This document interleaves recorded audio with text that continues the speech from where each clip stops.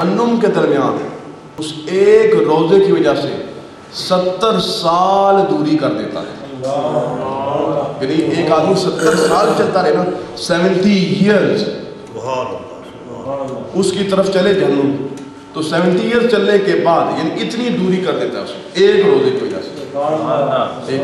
تو جس کے یہ عام ہے، یہ عام روزے کے بارے میں ہے. رمضان کا روزہ سرکار نے فرمایا جو تم کام عام دنوں میں نفلی کرتے ہو نا، وہی نفلی کام اگر رمضان میں کرو تو اس ایک نفلی کام کا ثواب فرض کے برابر ہے. اور وہ فرض جو تم غیر رمضان میں ادا کرتے تھے، رمضان میں وہ 70 درجے بڑا ہوتا ہے. اگر آپ نفلی روزوں کا یہ عالم ہے تو رمضان کے خود روزے کا کتنا ثواب اور کیا عالم ہے. میرے پاس ایک اور حدیث ہے، رمضان کی آمد ہے، اس لیے میں آپ کے سامنے یہ حدیث پیش کرتا ہوں. امید کرتا ہوں کہ آپ لوگ ان احادیث کو اچھے طریقے سے سمجھیں گے. میرے پاس جو ایک حدیث ہے، سارے ساتھی غور سے سنیں گے کہ صحیح ابن حبان کی حدیث ہے. اس کو حضرت امام احمد بن حنبل نے روایت کیا ہے، اس کو امام ترمذی نے روایت کیا ہے. امام احمد بن حنبل جو ہے وہ امام بخاری کے استادوں میں گنے جاتے ہیں، اور ترمذی جو ہے وہ سیاستہ کی کتاب ہے. صحیح ابن حبان بھی بڑی اعلیٰ درجے کی کتاب ہے. انہوں نے یہ بات بیان کی ہے، وہ کہتے ہیں کہ حضرت ابو ہریرہ رضی اللہ تعالیٰ عنہ کہتے ہیں کہ نبی پاک علیہ السلام ایک دن ممبر پر تشریف لائے. ان النبی صلی اللہ علیہ وسلم صعد المنبر، نبی پاک علیہ السلام ممبر پر تشریف لائے اور فقال آمین آمین آمین. سرکار چڑھتے جاتے تھے ممبر شریف پر اور آمین کہتے، پھر آمین کہتے، پھر آمین کہتے. تو قیل یا رسول اللہ صلی اللہ علیہ وسلم انک صعدت المنبر فقلت آمین آمین آمین. یا رسول اللہ آپ ممبر پر تشریف لے جا رہے تھے، صرف آمین کہتے جا رہے تھے، آمین آمین. تو اس کی کیا وجہ ہے؟ نبی پاک علیہ السلام فرمانے لگے انا جبریل، حضرت جبریل اتانی، حضرت جبریل آئے، میرے پاس جبریل آئے تھے. تو کیا کہتے تھے کہ فقال من ادرک شہر رمضان فلم یغفر له فدخل النار فابعدہ اللہ، کہ جو بندہ جس کے پاس رمضان آیا اور اس نے اپنی مغفرت نہیں کرائی اور رمضان آنے کے باوجود وہ جہنم میں چلا گیا تو اللہ کی رحمت سے دور ہو. تو میں نے کہا آمین. نبی پاک کے سامنے آمین کہہ رہے. سرکار کے آمین کے بھی آپ کو جو قیمت ہے اس کا بھی اندازہ ہے نا. یہ وہ شخصیت ہے کہ نظریں پھیر دیں تو قبلے بدل جاتے ہیں اور قبلہ رب بدلاتا ہے. دل میں خیال آیا کہ مولا کریم میرا قبلہ بدلے، رب نے آیتیں نازل کر دی، پیارے اپنا منہ پھیر لیں. بیت المقدس کی طرف منہ کر کے نماز پڑھ رہے تھے، سرکار کا دل چاہ کہ قبلہ بدلے، رب نے کہا بدلا دیتے. نبی پاک علیہ السلام جو ہے وہ بیت المقدس کی طرف منہ کر کے نماز پڑھ رہے تھے اور نماز میں سرکار کا دل چاہ رہا ہے کہ میرا قبلہ بدلے، رب نے کہا بدلا لے. اگر دل چاہے تو قبلے بدلتے ہیں تو سرکار آمین کہے تو پھر کیا نہ ہوگا. اب سرکار فرما رہے ہیں کہ رمضان آئے اور بندہ اپنی مغفرت نہ کرا سکے، شیطان کو ہم نے بند کروا دیا، جنوں کو ہم نے بند کروا دیا، جہنم کے دروازے ہم نے بند کروا دیے، جہنم کے دروازے بھی بند، شیطان بھی بند، دل بھی صاف کر دیا، ثواب بھی اتنا بڑھا دیا، اتنا بڑھایا کہ رب نے کہا کہ یار میں خود ہی جزا دوں گا. اس کے باوجود بندہ پھر اللہ سے مغفرت طلب نہ کرے، اللہ سے معافی نہ مانگے، دن کو بھی وہ آوارہ پھرے اور رات کو بھی آوارہ پھرے، تو پھر اللہ کی رحمت سے دور ہی. جبریل یہ کہتے ہیں تو آگے سے حضرت سرکار فرماتے ہیں صلی اللہ تعالیٰ علیہ وسلم آمین.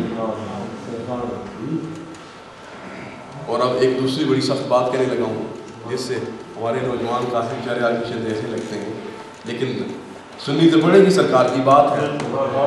ومن ادرک ابویہ، اور جو اپنے ماں باپ کو پائے، او احدہما یا ان میں سے ایک کو پائے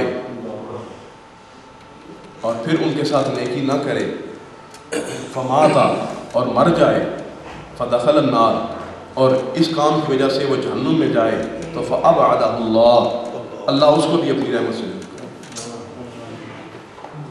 تو سرکار نے فرمایا آمین. سمجھے بات کو؟ یعنی نبی پاک علیہ الصلوۃ والسلام یہ تعلیم دے رہے ہیں کہ ماں باپ تمہارے پاس ہوں تو پھر تم کیوں نہ جنت میں جاؤ۔ سرکار نے فرمایا کہ ماں اور باپ جنت کے دروازے ہیں، چاہو تو ان کو کھول لو، چاہو تو ان کو بند کر دو۔ کھولو گے کس طرح؟ ان کو راضی کرو، جنت کے دروازے کھل جائیں گے، اور اگر ان کو ناراض کرو گے جنت کے دروازے بند ہو جائیں گے۔ بات سمجھ آتی ہے کہ نہیں آتی؟ یہ بات اتنی سستی نہیں ہے۔ سرکار فرما رہے، کیا سرکار ارشاد فرمایا کہ ماں اور باپ ہوں اور بندہ ان کی خدمت نہ کرے تو پھر سمجھ لو جس کے ماں اور باپ زندہ ہوں یا دونوں میں سے ایک کسی کی خدمت کر سکتا ہو، یعنی یا ماں زندہ ہے یا باپ زندہ ہے، اور اس نے ان کو بڑھاپے میں پایا یا ایسے وقت میں پایا کہ جس وقت وہ جوان تھا، وہ خدمت کے قابل تھا، لیکن ان کی خدمت نہیں کی، تو پھر سمجھو وہ بندہ جہنم کی طرف جا رہا ہے۔ آپ کے علاقے میں، ماحول میں، رشتہ داروں میں، خاندان میں کوئی ایسا شخص، اسی لیے میں کہتا ہوں منڈے کلاس میں لے کر آؤ، اس کلاس میں لاؤ۔ کیوں؟ اس لیے کہ بہت ساری باتیں جو آپ اپنے بھائیوں سے نہیں کہہ سکتے، اپنی بہنوں سے نہیں کہہ سکتے، اپنے رشتہ داروں سے نہیں کہہ سکتے، کہ کسی محلے والے سے نہیں کہہ سکتے کہ یار اس کو کہوں گا تو اس کو چوٹ لگے گی، میں اس کے حالات جانتا ہوں، اس حوالے سے کوئی بات کہوں گا تو یہ برا منا جائے گا، اس کو کلاس میں لاؤ، اس لیے کہ یہاں بیٹھ کے وہ بات سنے گا۔ اب مجھے تو کوئی پتہ نہیں کہ کون اپنے ماں باپ کے ساتھ اچھا سلوک کرتا ہے، کون نہیں کرتا، میں تو دین کی بات کہنی ہے، دین کی بات سمجھانی ہے۔ فائدہ یہ ہوگا کہ وہ بہت ساری باتیں جو آپ اپنے کسی بھائی کو نہیں کہہ سکتے، اپنی بہن کو نہیں کہہ سکتے، اپنی بیٹی کو نہیں بتا سکتے، اپنے رشتہ دار کو نہیں بتا سکتے، یہاں بندہ جو اپنی بوڑھی ماں کو چھوڑ کر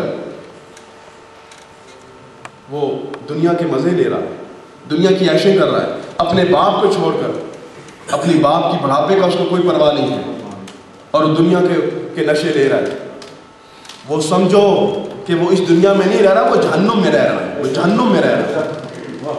کوشش یہ ہونی چاہیے کہ تم اپنے ماں باپ کو خوش کرو، خدمت کرو، پیسے نہیں ہیں تو آپ کے ہاتھ سلامت ہیں، ماں باپ کو دباؤ، ان کی خدمت کرو، ان کے پاس بیٹھو، ان کے ساتھ گپ شپ کرو۔ جب ماں باپ بوڑھے ہو جاتے ہیں، ان کے فرائض پورے ہو چکے ہوتے ہیں، اب ان کی زندگی میں وہ سرگرمیاں نہیں ہوتی، وہ صرف دردیاں نہیں ہوتی، تو وہ مسلح پر بیٹھ جاتے ہیں، اب ان کے ساتھ کوئی بات کرنے والا نہیں ہوتا۔ ایسے وقت میری اور آپ کی ڈیوٹی ہے کہ ہم اپنی ماں کو ٹائم دیں، ہم اپنے باپ کو ٹائم دیں، ان کے پاس بیٹھیں، ان کی دلجوئی کریں، ان سے باتیں کریں، ان سے گپ شپ کریں، ان کو ہنسائیں، گفتگو کریں۔ اگر یہاں دور بیٹھے ہو، ماں باپ پاکستان میں، فون کرو، فون پہ گفتگو کر کے ان کو ہنساؤ، خوش کرو، ان کی جو مزے کی باتیں وہ ان کو سناؤ، جس سے وہ راضی ہو سکتے ہیں وہ کرو، پیسے بھیج کر ان کو خوش کرو۔ عید آئے تو عید کے موقع پر ان کا خیال کرو، کوئی اور اچھے دن آئے تو ان موقعوں پر اپنے والدین کا خیال کرو۔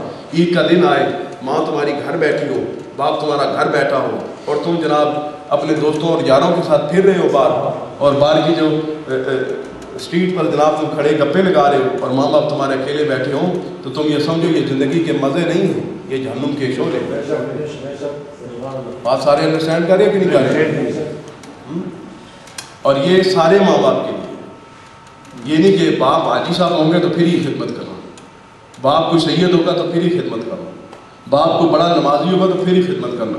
باپ کیسا بھی ہوگا، سب کے رائٹس باپ ہونے میں برابر ہے، ماں کیسی بھی ہے، لیکن اولاد کے لیے سب ماں کے قدموں کے نیچے جنت ہے۔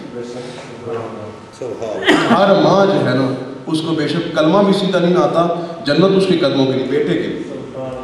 جب تک ماں نہیں نا راضی ہوتی تو پھر تم پھرتے پھرو، سمجھ لو بات کے لیے۔ میری بہنیں بھی بیٹھی ہیں وہ بھی سنیں، جو بھائی بیٹھے ہیں وہ بھی سنیں، سارے سنو کہ جب تک اپنے ماں اور باپ کو راضی نہیں کر لیتے ہو، جنت کے بارے میں نہ سوچنا۔ جنت میں رب گھسنے ہی نہیں دے گا اس شخص کو جس کا باپ اس سے ناراض ہے، سمجھے؟ ماں اور باپ کو ناراض کر کے بندہ یہ سمجھے کہ میرا رب راضی ہو جائے گا، ہرگز راضی نہیں ہوگا، ہرگز راضی، کیونکہ رب کا فیصلہ ہے، وَقَضَىٰ رَبُّكَ أَلَّا تَعْبُدُوا إِلَّا إِيَّاهُ وَبِالْوَالِدَيْنِ إِحْسَانًا۔ جہاں بھی دیکھو رب نے اپنی عبادت کا ذکر کیا، ساتھ کیا، وَبِالْوَالِدَيْنِ إِحْسَانًا۔ دوستو انشاءاللہ میں کسی تفصیلی موقع پر جو اگلی بات ہے وَذِي الْقُرْبَىٰ وَالْيَتَامَىٰ، دوسری مقامات پر جہاں والدین کے ساتھ نیکی کا ذکر آیا، ساتھ ہی آیا وَذِي الْقُرْبَىٰ وَالْيَتَامَىٰ، پھر رشتہ داروں کا خیال کرو، ذوی القربا، پھر یتامہ، یعنی یتیموں، مسکینوں اور غریبوں کا حال، ان کا حق رشتہ داروں کے بعد بنتا ہے۔